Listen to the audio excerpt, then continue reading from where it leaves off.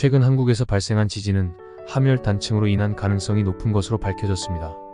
이번 사건을 계기로 함열단층과 그로 인한 지진의 영향을 더 자세히 알아보겠습니다. 함열단층이란 무엇인가? 함열단층은 충남 부여에서 전북 부안 변산반도 일대에 위치한 단층으로 지질학적으로 매우 중요한 지역입니다.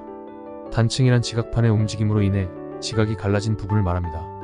함열단층은 이러한 지각 변동이 오랜 시간 동안 축적된 결과로 그 길이와 위치로 인해 지진 발생의 중요한 요인으로 작용합니다. 함열단층의 지진 발생 원인. 지진은 지각판이 움직이면서 발생합니다. 특히 단층 부근에서는 이러한 움직임이 집중되어 큰 응력이 축적되기 쉽습니다.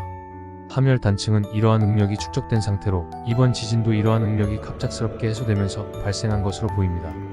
이는 지구 내부의 판 구조 운동과 관련이 있으며 특히 한반도 주변의 판 경계 활동과도 밀접한 관계가 있습니다. 함열단층이 한국에 미칠 영향. 이번 지진은 한국이 더 이상 지진 안전지대가 아님을 분명히 보여줍니다. 함열단층과 같은 활성단층들은 앞으로도 지진을 발생시킬 잠재성을 가지고 있습니다. 이에 따라 다음과 같은 영향이 예상됩니다. 건축물의 내진 설계 필요성 증가.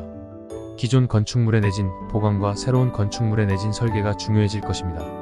이는 특히 학교, 병원, 공공건물 등 많은 사람들이 이용하는 시설에 대해 더욱 중요합니다. 지진 대응 시스템 강화. 정부와 지방자치단체는 지진 대응 시스템을 강화해야 합니다. 이는 지진 조기 경보 시스템, 긴급 대피 경로 마련, 지진 대피 훈련 등을 포함합니다. 지진 연구와 모니터링 확대. 지진 발생을 예측하고 대비할 수 있도록 함열단층을 포함한 전국의 단층에 대한 연구와 모니터링이 필요합니다. 이를 통해 지진 발생 가능성을 줄이고 피해를 최소화할 수 있습니다. 대비와 대처 방안. 국민들은 지진 발생 시 대처 방안을 숙지하고 실천할 수 있어야 합니다. 실내 대처법. 지진 발생 시 실내에서는 튼튼한 책상 아래로 몸을 피하고 머리를 보호해야 합니다. 창문이나 거울 등 유리 파편이 발생할 수 있는 곳은 피해야 합니다. 야외 대처법. 야외에서는 건물이나 가로 등 전선 등 낙하물에 주의하며 개활지로 이동해야 합니다. 대피 계획. 가족과 함께 지진 대피 계획을 세우고 정기적으로 대피 훈련을 실시해야 합니다. 또한 비상용품 응급 키트, 식수, 비상식량 등을 준비해 두는 것이 좋습니다. 정보 확인.